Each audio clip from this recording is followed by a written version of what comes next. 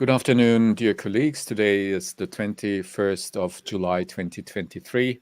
We are once again talking about COVID and COVID legislation today, but from a specific perspective, I'm very happy and I'm very proud to introduce in alphabetical order to you my two guests today, Professor Gergely Gosztonyi from the Eötvös Loránd University of Budapest, and Professor Elena Lazar, who is a professor at the University of Bucharest in Romania. And the reason why they are with us today is that they edited a book together that is, in my view, of utmost interest to the audience of this podcast, because on the one hand, it's about COVID, and COVID has been one of the main subjects of this series here, obviously, for quite some time now. And on the other hand, it's about media regulation, which is another topic that is of utmost importance to this podcast. So the book we are talking about has the title Media Regulation During the COVID-19 Pandemic, a study from Central and Eastern Europe. That's the third point that is of relevance here. So it's not just about COVID and it's not just about media regulation, but it's about a specific area within this continent where some people are even more concerned or more interested when it comes to media regulation than other areas of this continent. And it's my pleasure to have the two editors here. Just to make this clear, the book is edited by them, but there is a series of articles and chapters that are provided by other authors from all over Eastern and Central Europe in particular. And many of them can't be fully covered by this episode today, and probably can't be fully covered by the editors either. But there is a link to the book where you can buy the book in the show notes. And if those upcoming 30 or 40 minutes now trigger you to buy the book, then one of the goals of this event has already been achieved. And let's start, therefore, by the most obvious question, Elena and Gergely, which is, why did you do that? And did you succeed in achieving your goals when starting with this? First of all, thank you, Nikolaus, for inviting us, and it's a pleasure to be here at this podcast. Well, of course, I think that's a success at the end of the day, and it started. I mean, we and Elena, Elena and I know each other for so many years now, and we had different projects in the last years. But we started when the COVID came, and we realized during our talk that there are so many differences in this part of the world. And it's connected to the COVID. It's connected to the media regulation we are both interested in, and then we started to organize a conference, an international conference. It was last September. So we had some kind of practice and some kind of knowledge about the topic already, and then we had an extremely interesting conference, and then we realized that there should be something more in that. So those texts and those presentation was much more interesting than just to keep the finding for ourselves. So we thought that maybe there could be some way to go out, and then out of blue came from an email and from a contact from a very good international publisher, Ethics Press, and they heard about the conference, and they saw that might fit their program and might fit their agenda. So they wanted to offer us, if the articles and if the chapters are good quality enough, then they would offer us the chance to create a book from the findings and from the regulations of the conference. And then, so starting from a conference and creating a book at the end, I think that's a success, and I loved every bit of the every part of the process we did together with Elena and the authors, of course. And the authors, yeah. I mean, one of the interesting points, I highlighted this already in my introduction, one of the interesting points in my view is that this is not about media regulation as such or COVID as such, but that it puts a specific focus on on Central and Eastern Europe. So why this? Why only Central and Eastern Europe? Why is Austria or Germany or France not primarily in focus here? Should I, or Elena? You can answer. Okay, so it was a tough call because what we realized is that there were some very strange coincidences in the media regulation in Central Eastern Europe before the COVID. So some ways, and I would like to be very, very cautious about what I'm saying as a lawyer, but some ways that are leading away from the classic freedom of speech and the classic media freedom and the classic media pluralism issues that we were dealing after, for instance, in my country, Hungary, after the joining to the EU and all these things. And we realized that in Eastern, Central Eastern Europe, there was a switch. And then when we started to speak about the COVID, it turned out that this switch became the norm. So the abnormal or the illiberal or however you call it, it became the norm in these countries. And that's why we thought that maybe that could be some or there should be some scientific findings about the connections and about the similarities. And of course, as we could see from the book, the thing that are not similar in these countries, but unfortunately, to be very honest, there are more similarities in the restrictions of media in those countries than in, let's say, what you mentioned, the Western European countries. Mm-hmm. So this is already, sorry, Elena, go ahead. And of course, I think this also enabled us to perform a more in-depth analysis, doing it regionally. So that would also be a plus, maybe. Yeah. But I mean, this is already one of the interesting findings, perhaps from my perspective, coming from a more Western-oriented legal culture, because I think in our day-to-day reading of the developments in the European Union, we tend to have a specific interest into Hungary and into Poland, but not so much into, I don't know, Romania or Bulgaria, or even outside the Union, then going into, I don't know, Serbia or something. So is this because Hungary and Poland are different from the others? Is it because they are more extreme in comparison with the others, but in the same boat? Or is it because Westerns simply don't read carefully enough about what's going on in Central and Eastern Europe in your reading? I'm pretty pessimistic in this or answering this question. So what turned out for me from the book and from the scientific findings of the book, and what knowing from examining these countries' legislation and regulations and speaking and talking with the colleagues, is that there are more and more similarities in these part of the world than just to say that Hungary and Poland are the bad guys and everybody else are pretty nice and they are heading to the West and to the democratic system, and we Hungary and Poland, we are the black sheeps of the world. So I think that there are more and more similarities than what's not really could be seen from the Western point of view, I think. Elena, sorry, just and to give some answer to examples, because that could be way too broad. So there are more and more countries when the governments are regulating the media not by acts, but not by decrees. So from a lower level of regulation, and that could, of course, regulating freedom of speech and media pluralism and everything on a lower level, on a lower legal level, could cause serious problems. There are more and more countries when they don't lift the they don't lift those kind of deregulations and those kind of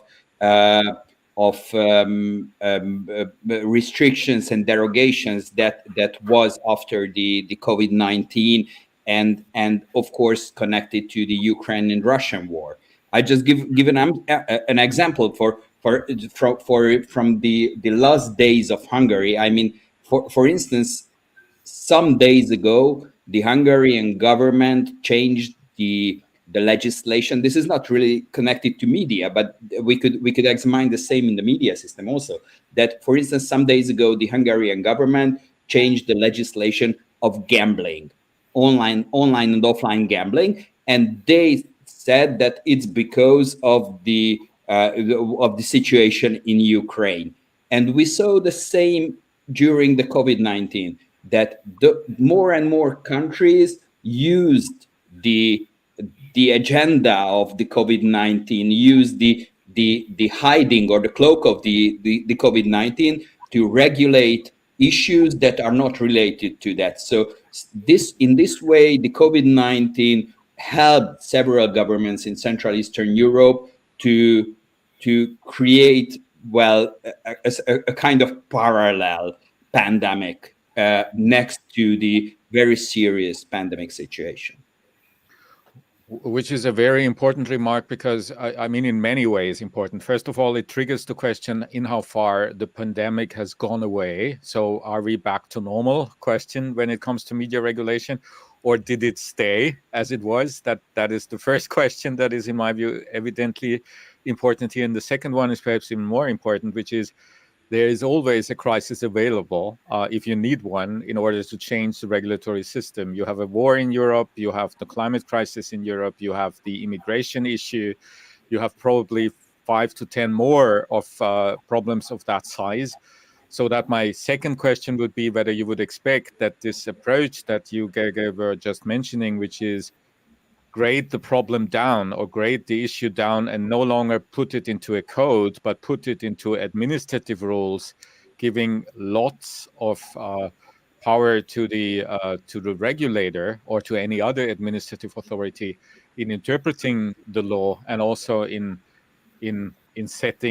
setting the rules for the game, whether this tendency is going to continue, in your view, in the countries that you had a closer look into. So first question, is COVID over? Second question, is the next crisis already here, leading into the same direction?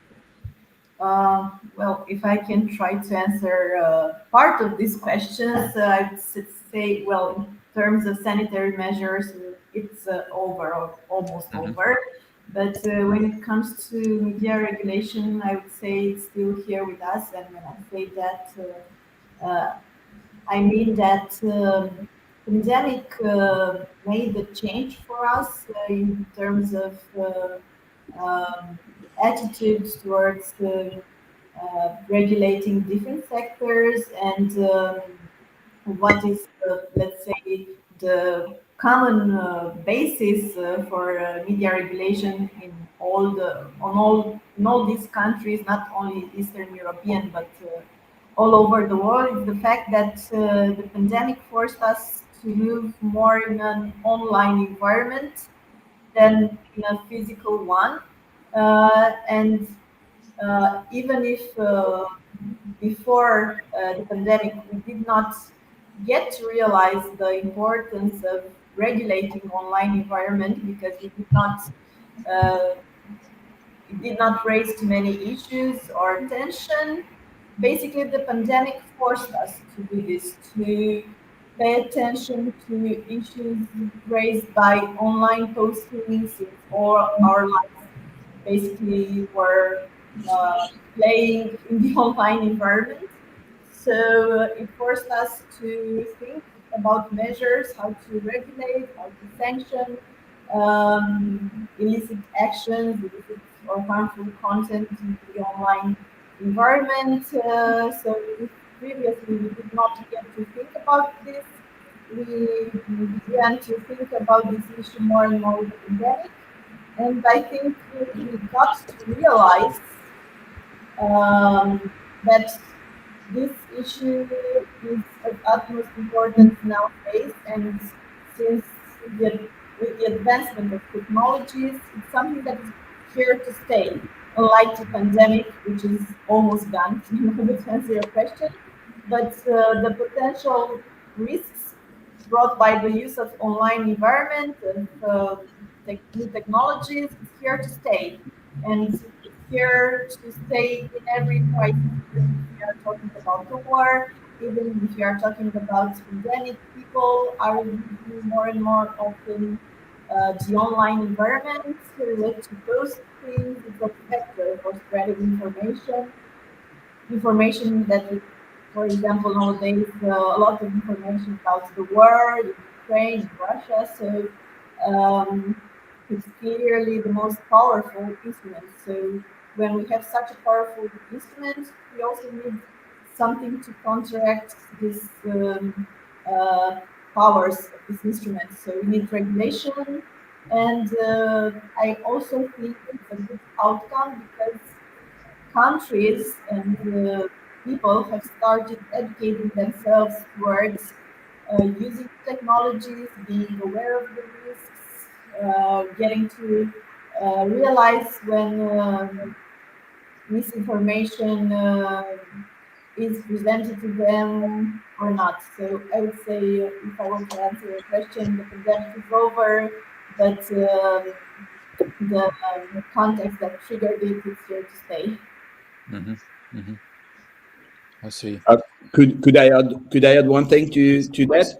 This is just a small plus. So there is the UN Human Rights Council, and the reporter of the special reporter of freedom of expression had one very interesting phrase that I would like to add to what Elena said, and it was stated in just at the end of the COVID-19, that no state is free to use, and that's a quotation, sorry, no state is free to use this public health crisis for unlawful purposes beyond the scope of the health threat.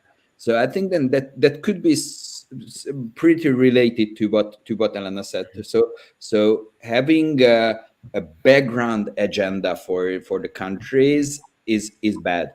I mean, regulating media, regulating during the COVID, and regulating during a serious threat, and we could all agree that was a serious threat. And if we agree with Elena, then that was, and it's not anymore. But regulating beyond the scope of the health is what we couldn't accept. So that's what the main finding of this book.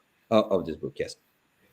Yeah, but I mean, this what you said before, Gege, when you come to this situation at the moment in Hungary, when suddenly the war is used for an argument to regulate online gambling, that's a very good example on how difficult it is to argue or counter-argue that something is related with something, right? So yes, yes, I agree, but I'm okay. Yes, of course. I mean, running a country is a pretty complex task. Okay, we could agree on that, and we could agree that there are so many things that are related.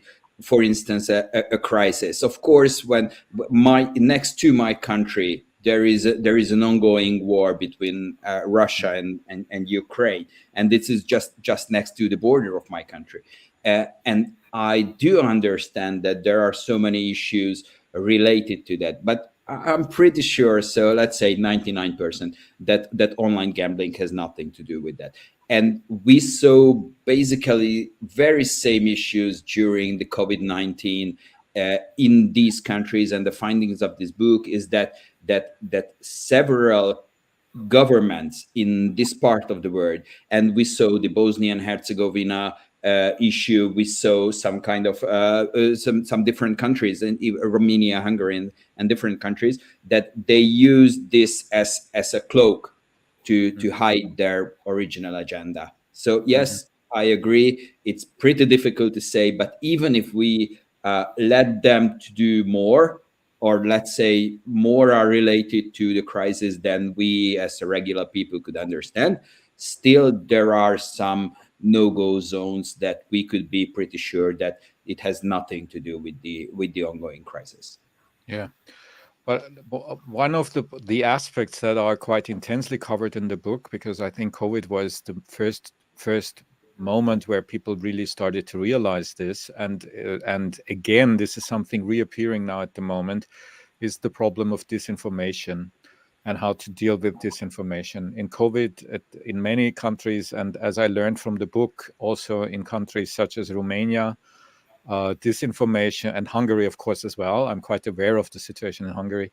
Disinformation was a huge problem, also before COVID already, so that people put whatever they wanted to on the internet, blaming others and stating that were the truth.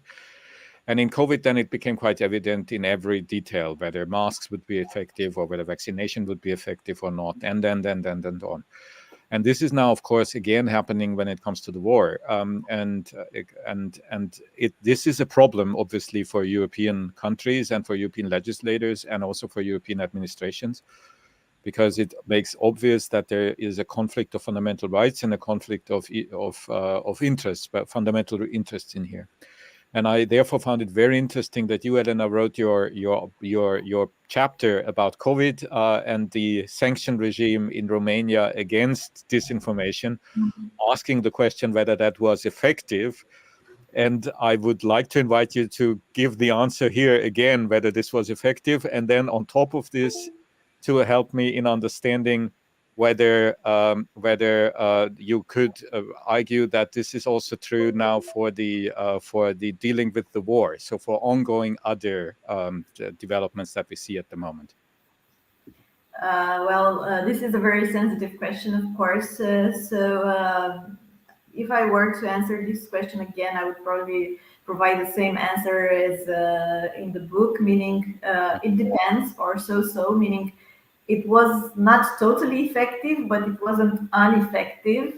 For example, for Romania, we had different sanctionatory measures, like from administrative measures to criminal sanctions that have been amended, measures that were taken only during the state of emergency and state of siege, that were enforced through presidential decrees, so meaning temporary measures.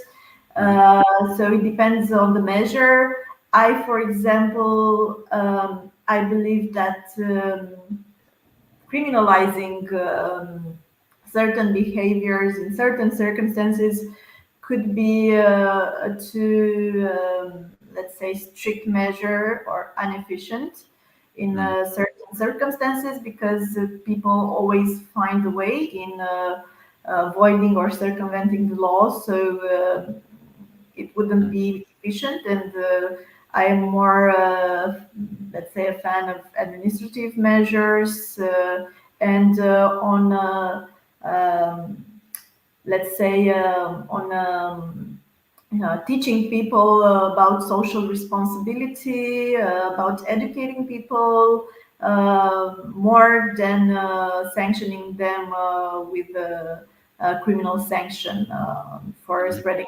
misinformation or disinformation.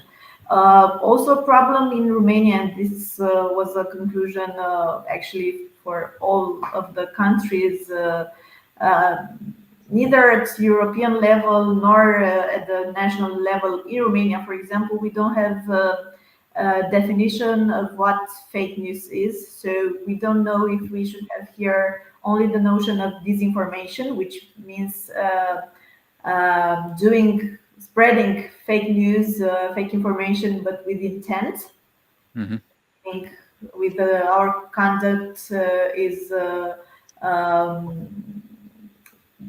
being done with intent in order to obtain a certain gain, economic gain, or to influence people, or whether we should include here misinformation, meaning when we are spreading fake news without the intent of doing something bad, and the tendency in Romania was to sanction both when we are talking about fake news, because it proved to be in the context of health prevention measures, since people were spreading a lot of fake news without verifying the source, and people were trusting them and avoiding to take medicines or to get the vaccine done just because they read something on the internet. They thought that the potential danger is too big, so it should be a limitation to the right of freedom of expression. So they even included misinformation. The problem with the administrative measures, meaning with the blocking of content that was being done by the National Authority for Regulating Media Content, was the fact that, and we had a bit of small scandal with the fact that we did not have some criteria to what fake content is, the criteria to identify fake content, what fake content is, fake news is, if it's misinformation, if it's disinformation. So they thought it's a bit arbitrary, and that the NCOM authority, meaning the National Authority for Regulating Media Content, has too many powers, or discretionary powers. So from this point of view, I would say, taking into account the lack of information in terms of law, meaning the lagunas of the law, I would say it would have been more effective if we would have had a more let's say shedding clarity framework in terms of national law.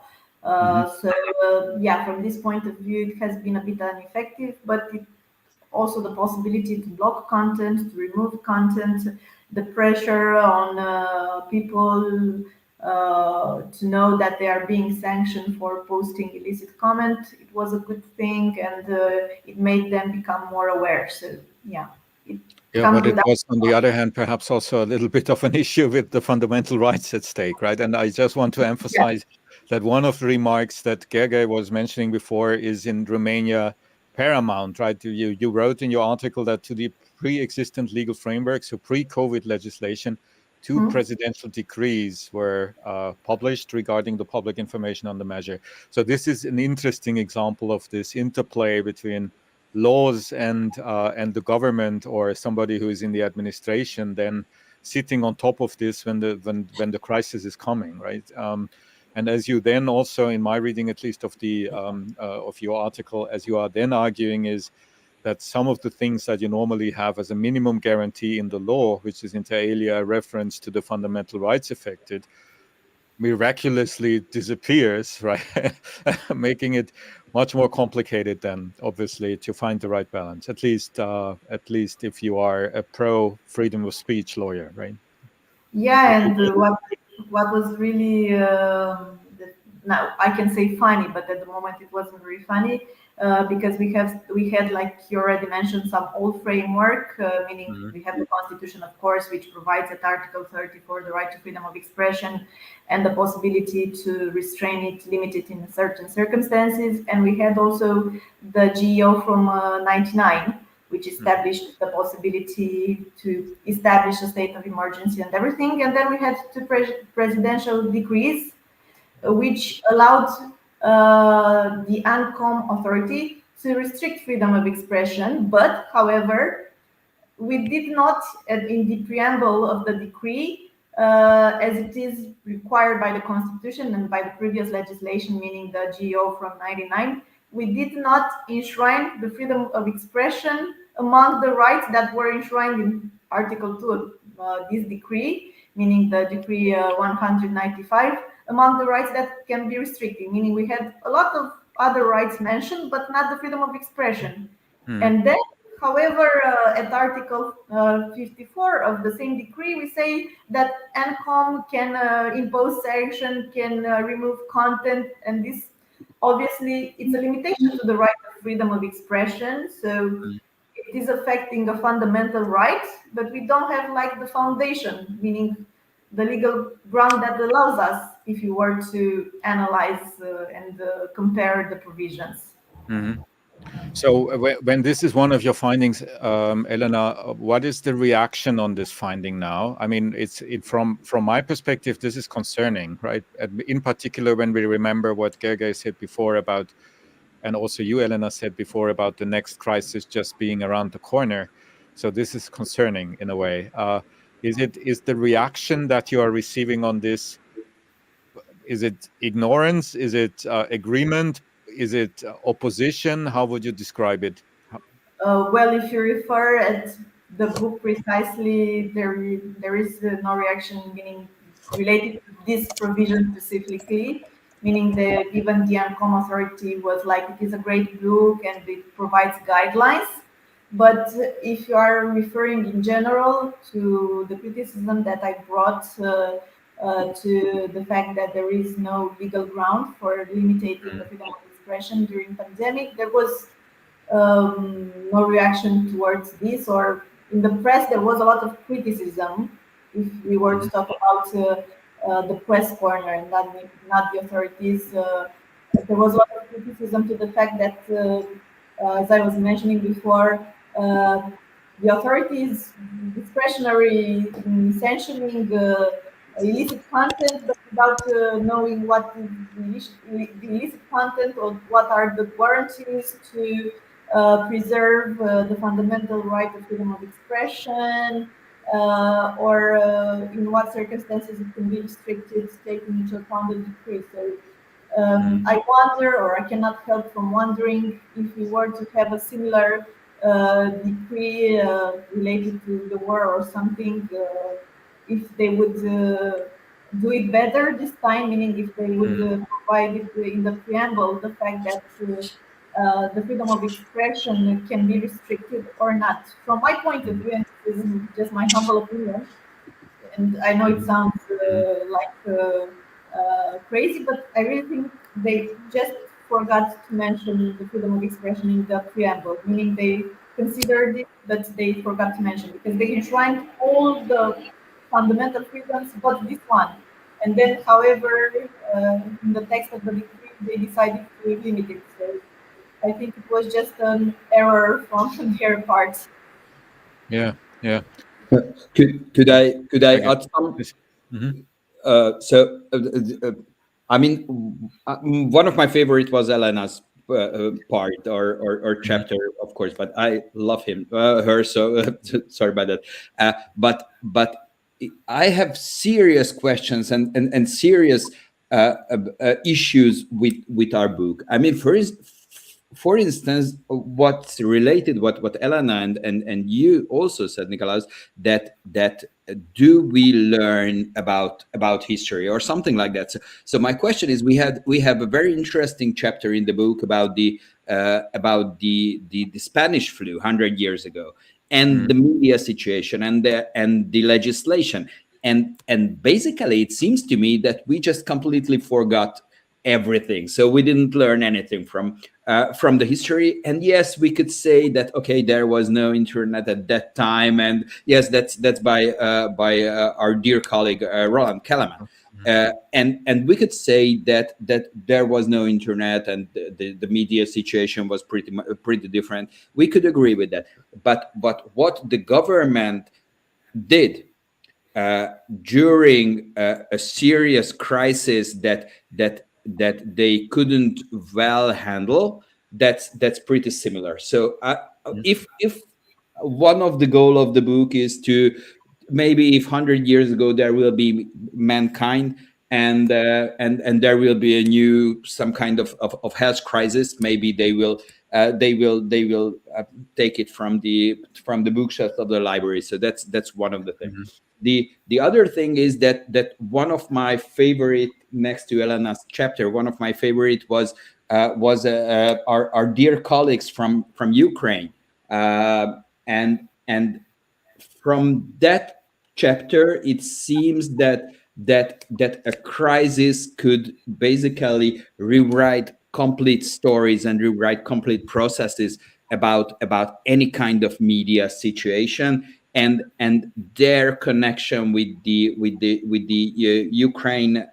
Ukrainian and Russian war and the media situation is extremely important. And the third one that came to my mind listening to Elena is that do you remember when Donald Trump, I think it was a tweet on Twitter, but I can't remember that exactly. He said, he was a president then, and he said that the COVID-19 is a Chinese virus or something like that. I can't remember the exact story, but it was something like that.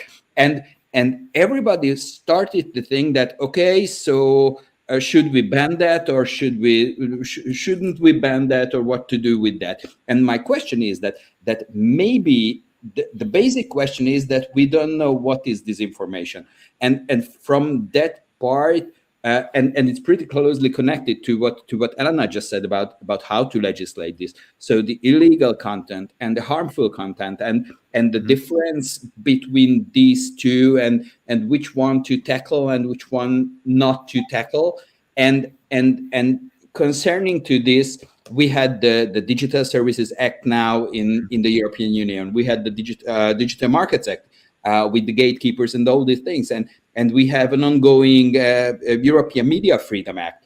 Well, we will see about the outcome of it. But it seems that every country, and that's back to what you asked, Nikolaus. So it seems that every country is handling the same issues, and it's not, of course, it's an extra situation if you had a crisis, or a COVID-19, or a war, or I don't know, economical crisis, or environmental crisis. But still, the main question is that it seems to me that we don't know what is so it's not that we don't know what disinformation is, we don't know what information is anymore. So we don't know which one to trust. And if we could get to some kind of agreement on that, maybe it would be easier to handle the disinformation and the fake news and all these issues that Elena mentioned. But that's just an add-on to what she perfectly said. Yeah, but let me perhaps go a little bit deeper into this, because from the Spanish flu, starting from the Spanish flu, going to the Ukraine war, it was way too complex. One of the issues that we are facing at the moment, and that is covered also in quite some of your chapters, is the issue that, different from the Spanish flu, where we had a health crisis, and then we had a legislator, and we had some journals reporting about the health crisis. There are quite some new players on the field, and some new kids around the block, in particular social media platforms, and everyone participating in this public discourse all the time.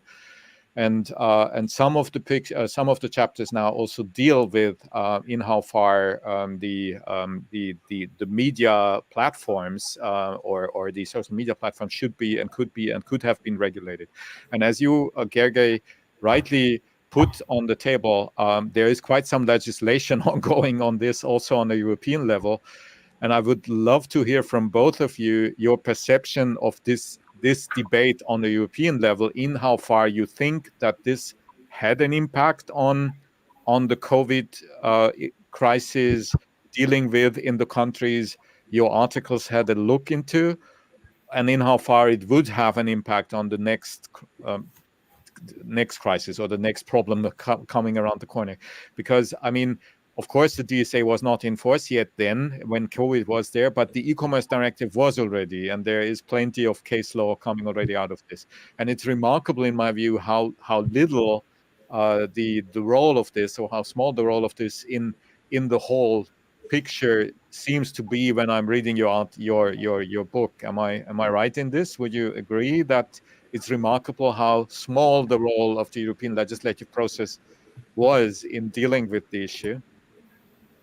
Well, if I can try to answer, and then probably if Gergely will add something, I would say that there is a tendency not to put too much weight on platforms, and this is my conclusion. If I were to look, since you mentioned the e-commerce directive, which has a safe liability or safe harbor clause, if I were to say like this, meaning the more passive the platform is, meaning not engaged in moderating content, but just receiving and reporting the content, the more exempted from liability it is. So we have the Article 15 of the e-commerce directive, who basically states that we cannot impose a general monitoring obligation on platforms. This is also the tendency in the DSA Act, which kind of borrows this provision, but modulates it a bit. For bigger companies, it imposes certain obligations or a certain weight for bigger companies, so called very large platforms. But however, on Article 14 and 15 from the DSA, we have this obligation to make available different mechanisms for users in order to modulate and moderate content, to allow them to bring to attention the existence of illicit or illegal content.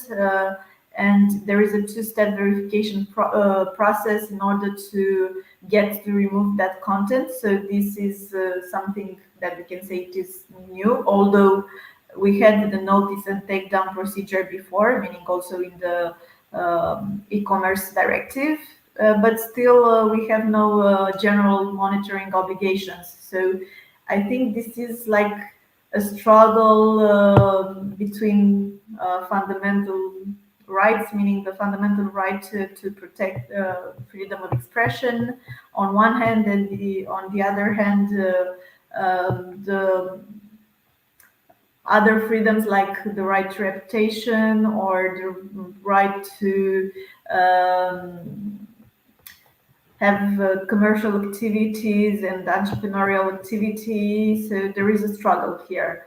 And the weight put on social platforms, on online platforms, it's not very heavy, and we still see this tendency to maintain the non-monitoring obligation upon platforms. So this would be my humble opinion, that still maybe we can do something to add more weight to the role of platforms apart from this notice and takedown procedure. Mm-hmm. Mm-hmm. I add on to that is that we could be very grateful for the COVID-19 pandemic, I think, and I mean that I think that COVID-19 accelerated the speed that the EU found its guts and found a way to at least create a legislation. Okay, I have a very old story about that, and I'm not 100% sure in that, but I think that EU fell in love after the GDPR. EU fell in love in itself and to be a trendsetter, and it wanted to create a trend-setting attribute in the field of media also. And we could see the AI Act now, and there are so many ongoing legislation that I'm pretty sure that us who are dealing on a daily basis with those, we just can't follow everything that is going on, and it's pretty sad, I think. So, but I think that still we could be very happy to have a new set of legislation after the e-commerce directive, which is, let's be honest, it's 23 years old. So it's a very, very different media situation.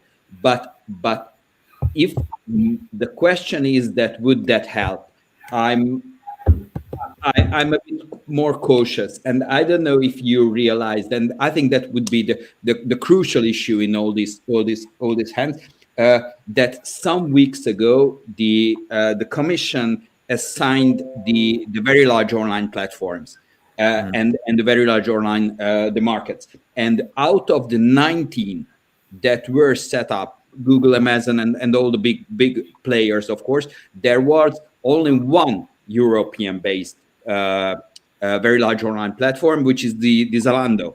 And what did the Zalando do? It sued the commission. And 2 days ago, I think, yesterday or 2 days ago, I can't remember, Amazon also sued the European Commission for assigning the very large online platform. And even if they will lose, that's a sign that it's not the European players and we know that the European media market and the European internet market is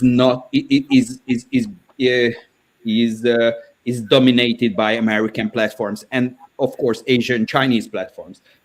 But it's something that we should do, and I'm pretty sure it's not the regulation that we have to do something if we would like to save the European media market and save the say big words, to the save of the soul of the European people from Chinese and American dominance. We should do something to create a stronger and a much more human right based media market in Europe, and I'm a bit pessimistic or skeptical if DSA and DMA combination would have that. But I keep my fingers crossed, to be very honest. So this is something which doesn't lead to us being in a very good mood at the moment, because what you said before was that you are not really optimistic when it comes to the to the stopping of the tendency that there is less and less clarity and less freedom in legislation in Eastern and Central Europe. In media regulation as a whole, and now you're telling us there is not so much of hope that the markets will develop into the right direction. So there is plenty of reasons for being pessimistic. Just one thing. Out of the 10 biggest players in the market, in the media market and the internet market, 3 and 4 are Chinese now. So that's something that we have to tackle somehow if we want to. So based on without being too undiplomatic here, I would very much appreciate to hear from you about your assessment of the Hungarian approach to the Chinese challenge. Right? Yeah, because I do understand that. Where Europeans or Western Europeans, as you know, certainly do have some concerns, right? Or some of them, at least. I could say that was a touche. Yeah. Okay. So, but you're making a very important point, obviously. So the point is we are losing possibly on a regulatory field, and we are also losing on the market field. And us as academics, we are seeing this perhaps earlier than other people are seeing it, because we have the time to read about that and to articulate our concerns. Which brings me back now as a closing session part, perhaps, which brings me back to the book again. So just those of you watching this, they might see that the cover again, Media Regulation During the COVID-19 Pandemic.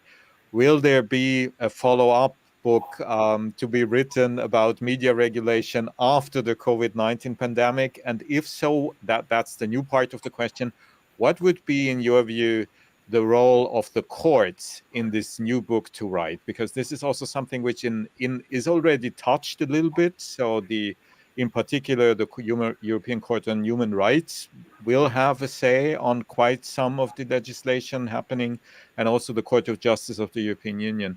And in my reading of the book as it stands at the moment, I would also be a little bit astonished about the relatively small role the jurisdiction of the courts has played so far.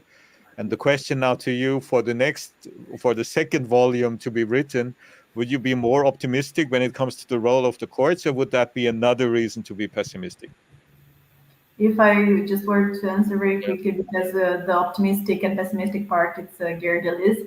But I was thinking when you asked us at the beginning, a follow-up book on the media regulation in the context of the war, because there are already many issues raised in this context. So I was considering perhaps in the future, I don't know about Gergely, but already there were thoughts flooding my mind about the follow-up in the context of the war. And there are a lot, or there are cases about even before the European Court of Human Rights pending on not on media regulation, but on the right to protest against authorities about in the context of the war. So this would be a good start for or the grounds for a follow-up book.